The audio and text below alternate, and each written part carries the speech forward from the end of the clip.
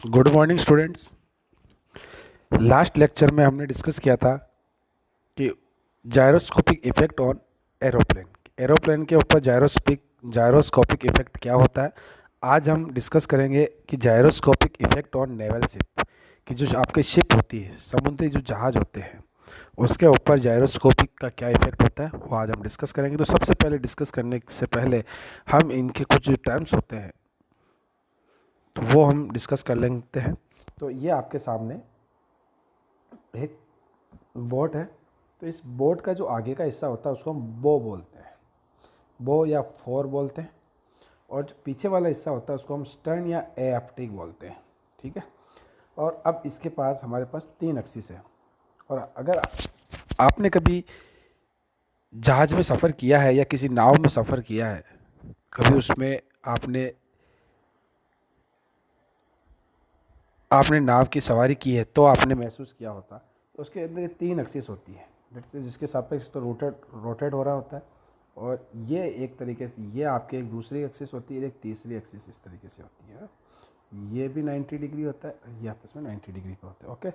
तो इसके सापेक्ष तो रोटेट हो रहा है, लेकिन आपकी जो नाव है ना, वो कहते हैं हिचकोले खाती हो रहती है आपकी नाव। वो नाव जो है कभी इसी एक्सिस के सापेक्ष इस तरीके से भी रोल होती रहती है, उसको बोलते हैं रोलिंग। और ये आपके एक ट्रांसवर्स डायरेक्शन है। इस ट्रांसवर्स डायरेक्शन से भी अप एंड डाउन उसको बोलते हैं पिचिंग। तो आपके जो ग्राउंड लेवल है उससे कुछ समुद्री लहरों के साथ ये ऊपर उठती है, कुछ है नीचे जाती है, कुछ ही एंगल पे, पूरी नहीं जा सकती, कुछ ही एंगल पे। तो उसको हम राइज होना या लोअर होना उसको बोलते हैं हम अप। और जो डाउन होती है पानी के अंदर, कभी ऊंची उठती है, कभी नीचे बैठती है, उसको हम बोलते हैं पिचिंग। ओके।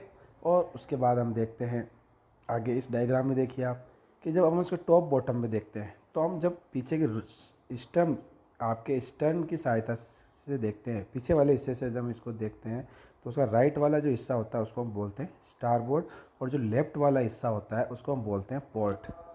ठीक है। और उसी साइड से हम देखते हैं कि ये तो आपकी मेन एक्सिस है जिससे रोटेट हो रहा है, इस डायरेक्शन में अगर ये मूव होती है उसको बोलते हैं लेफ्ट साइड में मूव होना, और इस साइड में मूव होती है तो उसको राइट साइड में मूव होना। जिस तरह से आपके एरोप्लेन या आपकी जो गाड़ी मूव होती है उसको स्टीयरिंग करते हैं हम लेफ्ट या राइट, तो उसी को बोलते हैं हम स्टीयरिंग सिस्टम। ओके। तो हम ये टर्म्स देख लेते हैं कि टर्म्स क्या क्या है। तो बो क्या होता है, इट इज़ द फोर या फ्रंट एंड। आगे वाला जो हिस्सा होता है उसको हम बो बोलते हैं, फोर बोलते हैं, फ्रंट एंड बोलते हैं। स्टर्न या एफ्टी क्या होता है, it is the rear end of the ship, जो पीछे का हिस्सा होता है उसको स्टर्न बोलते हैं। स्टार बोर्ड क्या होता है, जब स्टर्न की साइड से हम जब व्यू कर रहे हैं तो राइट हैंड साइड का जो आपका पार्ट होता है या जो राइट हैंड साइड होती है उसको हम स्टार बोर्ड बोलते हैं। तो it is the right hand side of the ship when looking from the end. और पोर्ट क्या होता है, it is the left hand side when looking from the stern. Stern जब पीछे के हिस्से से हम जब देखते हैं तो जो लेफ्ट हैंड के साइड होती है उसको हम पोर्ट बोलते हैं। स्टीयरिंग क्या होती है, it is the turning on side when view from the top. जब हम टॉप से देखते हैं तो किस साइड में टर्न हो रहा है, लेफ्ट साइड या टर्न राइट साइड। पिचिंग क्या होता है कि it is the limited angular motion of the ship about the transverse axis. Transverse जो एक्सिस होती है उसके रिस्पेक्ट में ये जो कुछ दूरी पर एंगुलर मोशन करता है up and down. And rolling क्या होता है, it is the limited angular motion of ship, it is the limited angular ship of motion of the ship about the longitudinal axis. जिस एक्सिस पे आपका rotor rotate हो रहा है उसी एक्सिस के सापेक्ष जो है रोलिंग होती है। उसके बाद हम देखते हैं कि gyroscopic effect during the pitching. जब आपकी पिचिंग यानी कि जब आपकी नाव ऊपर उठती है, हॉरिजॉन्टल चाहिए, नीचे की ओर जाती है, यानी कि डिप होती है या अप होती है, उस कंडीशन के अंदर आपके क्या इफेक्ट आता है जायरोस्कोपिक इफेक्ट, तो वो हम देखते हैं। तो सबसे पहले हम देखते हैं कि हम मान लेते हैं कि आपका जो रोटर है वो क्लॉकवाइज रोटेट हो रहा है, रोटर की जो डायरेक्शन है वो क्लॉकवाइज है। उसके बाद हम देखते हैं कि वो अप होता है, अप डायरेक्शन में। तो इसको हम किस तरीके से देखते हैं, तो सबसे पहले ये देखिए, यहाँ पे क्लॉकवाइज डायरेक्शन है तो ये आपका व्यू है, तो व्यू से दूर की ओर जाता है। इस पर आप अपना जब राइट हैंड पुट करते हैं जो, और उसको क्लॉकवाइज की तरह अपन रोटेट करते हैं। ठीक है। तो हम देखते हैं कि अपना जो डायरेक्शन है ये व्यू से दूर की ओर जा रहा है, तो वो तो आपके होगा जब डायरेक्शन, ये डायरेक्शन होगी आपके आपके जो थंब की। उसके बाद जब हम देखते हैं कि इस एरो को अप लेके जाना है, लेफ्ट नहीं अप, तो हम देखते हैं कि एंटी क्लॉकवाइज ऊपर की ओर लेके जाते हैं। तब ये डायरेक्शन प्राप्त होती है। ठीक है, डायरेक्शन। तो जब हम देख रहे हैं क्लॉकवाइज डायरेक्शन में ही परिवर्तन हो रहा है, ये डायरेक्शन किस डायरेक्शन में परिवर्तन हो रहा है, क्लॉकवाइज डायरेक्शन में परिवर्तन हो रहा है, तो जो इसमें जो टॉर्क है वो भी एंटी क्लॉकवाइज डायरेक्शन में लगेगा। तो जो रिएक्टिव कपल है वो कौन सी डायरेक्शन में लगेगा, क्लॉकवाइज डायरेक्शन में लगेगा। इसको हम इस तरीके से भी समझ सकते हैं कि लाइक ये अपनी एक्स एक्सिस है, ये हमारी वाई एक्सिस है, ये इस तरीके से हमारी जेड एक्सिस है। ठीक है, तो सबसे पहले हम देखते हैं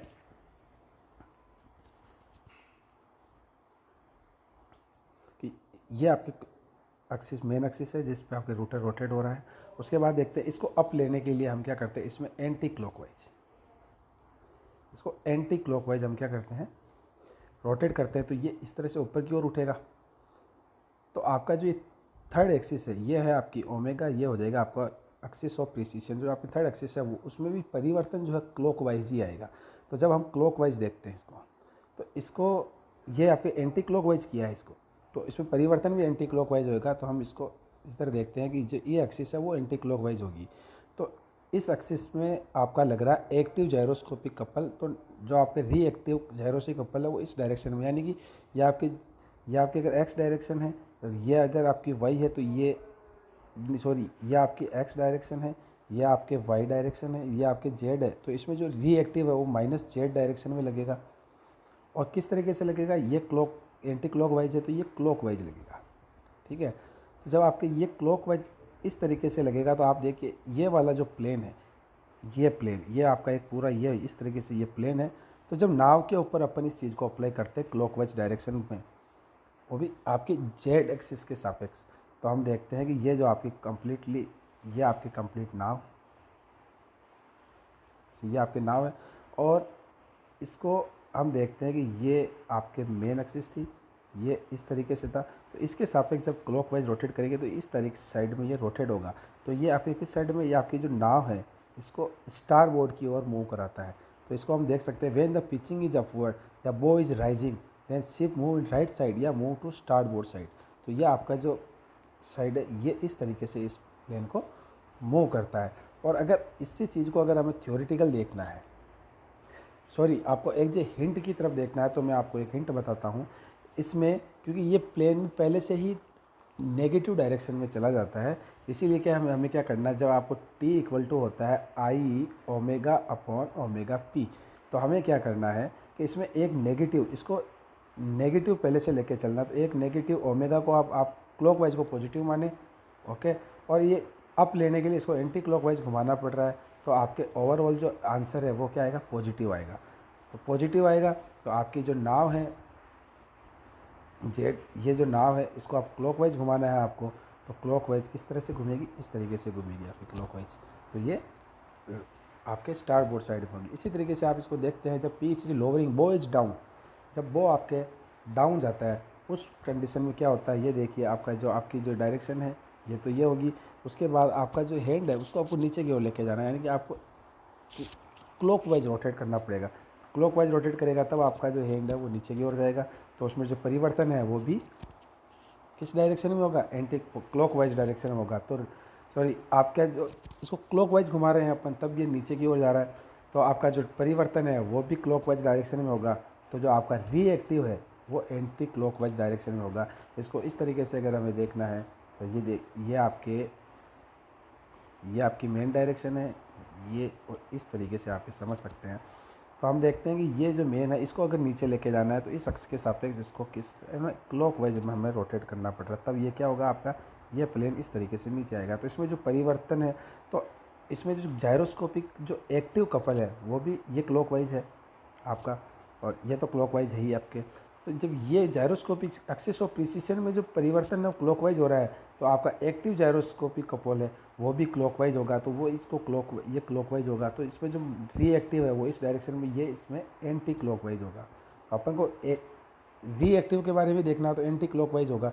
तो ये रिएक्टिव कपल जो इसके सापेक्ष है, ये पूरा एक प्लेन है आपके। इस प्लेन को जब ये इस एंटी क्लॉकवाइज घूमेगा तो आपकी जो ये नाव इसके इस तल पे है, ये नाव आपकी किधर जाएगी, पोर्ट के साइड जाएगी।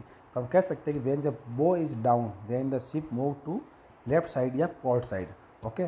और इसी को अपन इस तरीके से देख सकते हैं कि आप माइनस तो आपको पहले से लेना है आपका, क्योंकि रोटर जो है वो पॉजिटिव है ऑलरेडी, क्योंकि क्लॉकवाइज दिया हुआ है। और हमने अभी देखा था क्लॉकवाइज ही हमने अभी देखा था, क्योंकि इसको डाउन लेने के लिए क्लॉकवाइज घुमाना पड़ेगा अपन को। इसको क्लॉकवाइज रोटेशन देंगे तभी ये डाउन होगा। ओके, तो दिस द पॉजिटिव। तो ओवरऑल आंसर हमारा आता है नेगेटिव। नेगेटिव मतलब एंटी क्लॉकवाइज, और आपकी ये जो नाव है इसको एंटी क्लॉकवाइज घुमाई, यानी कि पोर्ट साइड के अंदर घुमाना होगा, क्योंकि ये आपकी तीसरी है, इसको एंटी क्लॉकवाइज आपको देना होगा। ओके, देन हम देखते हैं कि व्यू फ्रॉम द स्टर्न। जब हम स्टर्न की ओर से देख रहे हैं, जब रोटर आपका रोटेट हो रहा है क्लॉकवाइज, तो पिचिंग जो है आपकी अगर पिचिंग जो बो राइज होता है तो ship move to starboard, और अगर पिच डाउन जा रहा है तो शिप मूव टू पोर्ट या लेफ्ट साइड इक्वल टू। इसे आपको याद रखने के लिए for objective point of view. उसके बाद हम देखते हैं रूटर रोटेट एंटी क्लॉकवाइज। जब रूटर जो है एंटी क्लॉकवाइज अगर रोटेट हो रहा है तब उस कंडीशन में क्या हो सकता है। तो जब रूटर एंटी क्लॉकवाइज में रोटेट हो रहा है तो हम देखते हैं कि व्यू की ओर ये इस तरह डायरेक्शन में बनेगा, है ना। ओके, उसके बाद हम देखते हैं कि बो इज राइज। तो राइज जो है इसके अंदर आपके इस डायरेक्शन में, तो इस डायरेक्शन से अपन जब देखते हैं बो इज द राइज, तो आपके जो शिप का जो मूवमेंट है वो पोर्ट साइड में होगा इस बार। ठीक है, तो पिचिंग जब बो इज राइज तो शिप मूव टू पोर्ट और लेफ्ट साइड। आप इस डायरेक्शन में, जब इस डायरेक्शन के अंदर आपको फिंगर को कर्ल करते हुए आपको, जब इसमें आपका थंब है इस डायरेक्शन में होना चाहिए, तो आपको किस डायरेक्शन में मुड़ता हुआ आपको दिखाई देगा, वो देगा आपको एंटी क्लॉकवाइज। ठीक है, एंटी क्लॉकवाइज आपको इसमें जो है रोटेशन दिखाई देगा। जब एंटी क्लॉकवाइज आपको रोटेशन होगा तो वो पोर्ट साइड में लेके जाएगा। उसी तरीके से हम पिचिंग जो देखते हैं कि बो इज जब लोअर जाता है तो ship movement to starboard या राइट हैंड साइड, या आप देखेंगे तो क्लॉकवाइज रोटेट आपका जो फाइनली जो रोटेशन है। क्यों? क्योंकि आपका ये जो मेन है ये आपकी मेन डायरेक्शन है, और इसको लो ले जाने के लिए अपन को क्या है, इस डायरेक्शन में आप देखिए ये कौन सी डायरेक्शन है, इसके लिए आपको एंटी क्लॉकवाइज, ये आपकी मेन डायरेक्शन है, इसको नीचे लेने के एंटी क्लॉकवाइज हमने रोटेट कराया, तो इसके अंदर जो एक्टिव कपल है वो भी एंटी क्लॉकवाइज लगेगा। तो आपका जो एक रिएक्टिव कपल है वो क्लॉकवाइज डायरेक्शन में लगेगा, और जब किसी भी आपके ये नाव है इस क्लॉकवाइज डायरेक्शन घुमाएंगे तो स्टार बोर्ड साइड में ये मूव होगा या राइट हैंड साइड में मूव होगा। उसके बाद देखते हैं pitching of the ship is consider like a simple harmonic motion. जो आपकी जो पिचिंग होती है वो अप एंड डाउन कुछ ही एंगुलर मोमेंट पे होती रहती है कुछ समय अंतराल में, तो like a SM simple harmonic motion. तो हम जानते हैं सिंपल हार्मोनिक मोशन जो है उसका जो डेफिनेशन दी जाती है, इक्वेशन दी जाती है, वो होती है x equal to x sine omega 0t, जहाँ एक्स जो है आपके एम्पलीट्यूड होता है और ओमेगा 0 जो है आपके एंगुलर वेलोसिटी होती है उस एसएचएम की। तो हियर द x जो है यहाँ पर एंगल है, तो हम इसको theta equal to phi sine omega 0t लिख सकते हैं। तो यहाँ फाई जो होगा वो एम्पलीट्यूड होगा in terms of angular of swing या the maximum angle turn from the mean position in radian. तो जो मेन पोजीशन है, जो मैक्सिमम जो एंगुलर मोशन होगा इसका वो फाई है, और ओमेगा 0 को हम angular velocity in the SHM यानी सिंपल हार्मोनिक मोशन कह सकते हैं। तो ओमेगा 0 की वैल्यू होगी 2 pi upon time of period. Okay, तो एंगुलर वेलोसिटी ऑफ एसएचएम यानी कि D theta upon D T equal to omega P. तो omega P equal to D upon D T phi sine omega 0t। तो omega P equal to phi omega 0 cos omega 0t। जब omega p is maximum when जब cos omega 0t equal to 1। तो omega p equal to 5 omega 0। तो gyroscopic couple जो होता है आई omega omega p, जो omega p की जो मैक्सिमम वैल्यू वो यहाँ पुट करेंगे तो आई ओमेगा 5 ओमेगा 0, और तब उसको हम आगे देखते हैं आई ओमेगा 5 और ओमेगा 0 क्या होगा 2 pi upon time of period, उसको हम टीपी से शो करेंगे तो टाइम ऑफ पीरियड। तो इस तरीके से हम सिंपल हार्मोनिक मोशन होती तो उस कपल जो जायरोस्कोपिक कपल है उसकी वैल्यू फाइंड आउट कर सकते हैं।